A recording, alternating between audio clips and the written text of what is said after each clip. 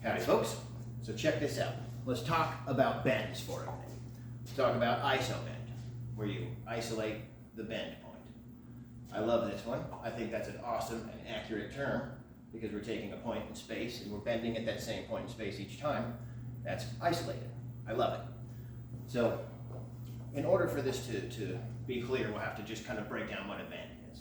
A bend is one orbit, a point in space where the orbit is altered to make a new plane. That bend from one point, half the arc, bend, other half. So a bend is actually one beat. A 2-beat bend can look like this.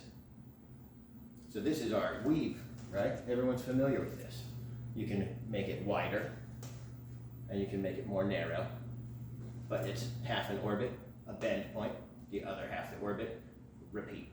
So you come with this figure 8. And you can shorten and collapse however you want. Now, there's some confusion that isolated bend point, or like isolated like a staff, like the plane is going from here to here, right? But that's not what's happening. The plane goes from here, and then in space, it bends right to a new plane, and then we have a new plane here. And it doesn't rotate like this.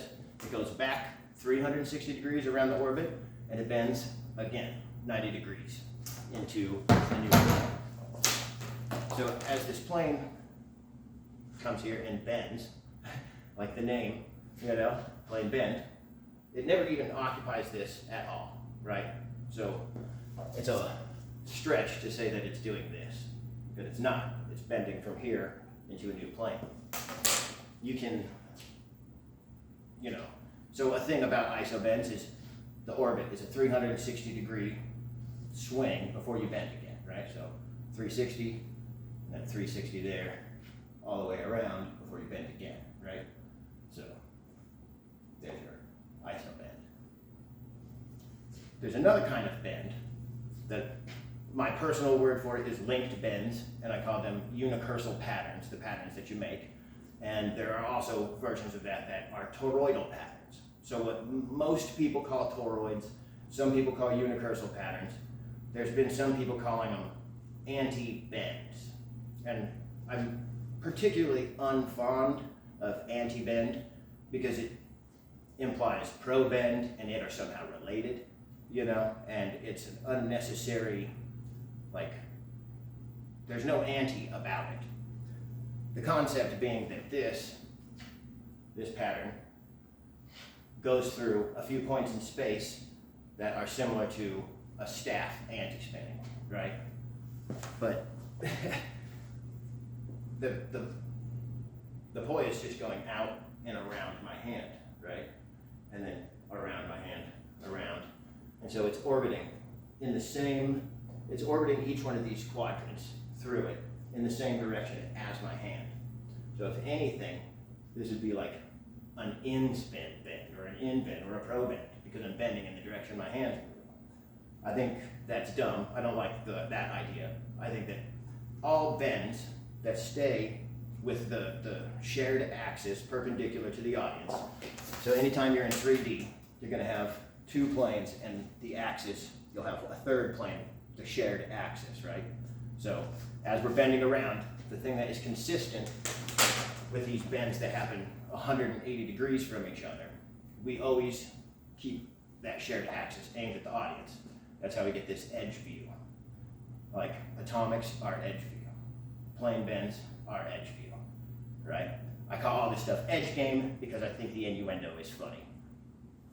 So anything that is in edge view is considered anti-bending, and except for isobend. And that's what I think should be kicked to the curb. It's just bending, you're linking them. And I also like link because you'll see this thing that happens from the side. There's an in swing, and then it swings on the outside, and then the inside, then the outside, inside. And so it alternates, kind of like a chain, how the chains alternate. So linking bends into sequences, that's the terminology I use. Just, I think it's fairly self-explanatory. but I'm into feedback, so let me know what you think. And the next thing is the pro bend, which is bending from the edge view into wall plane, and then back into edge view, back into wall plane, back into edge view, back into wall plane, edge, wall, back around, right? So a couple things happen with that one. Number one, the shared axis alternates. So it goes from parallel planes are an outlier, and then shared axis is everything else.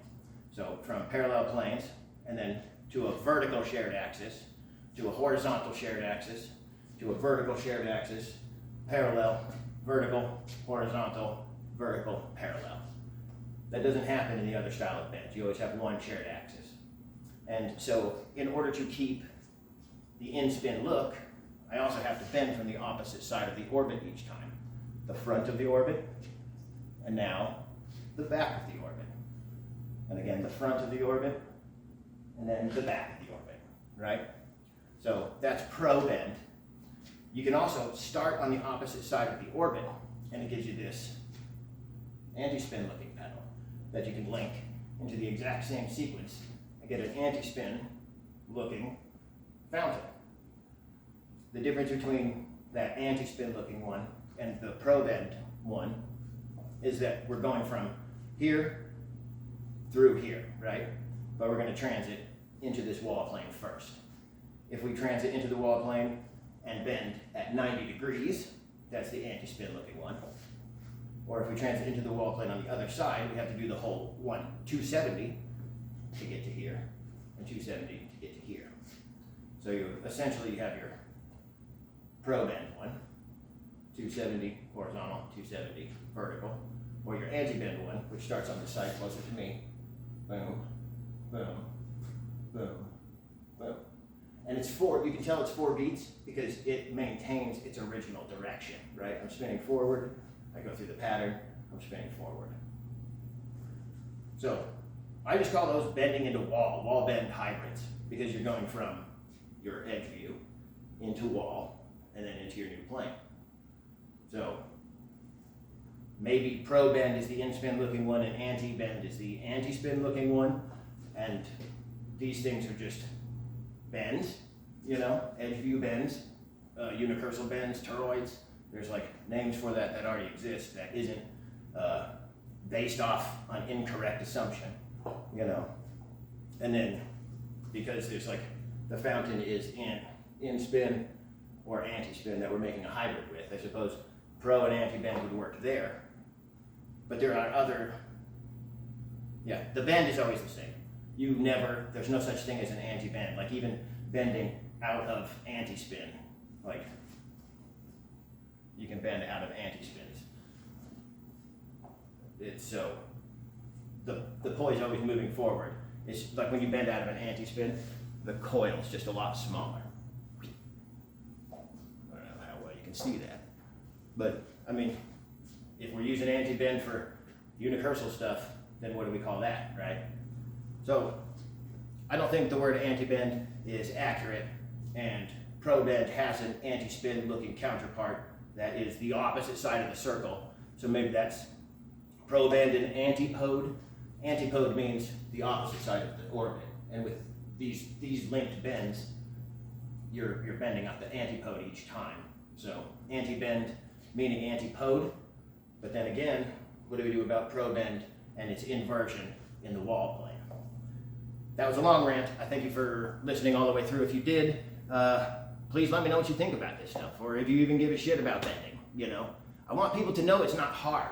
I think people get discouraged from it because it seems so complicated, and it isn't. It's just aiming weaves and linking them up, you know. Instead of going back and forth, you're taking it and doing a weave on the bottom now. It's just linking up weaves at different angles. And you can come up with super fun stuff. It feels awesome. There's like a lot of freedom to it, you know.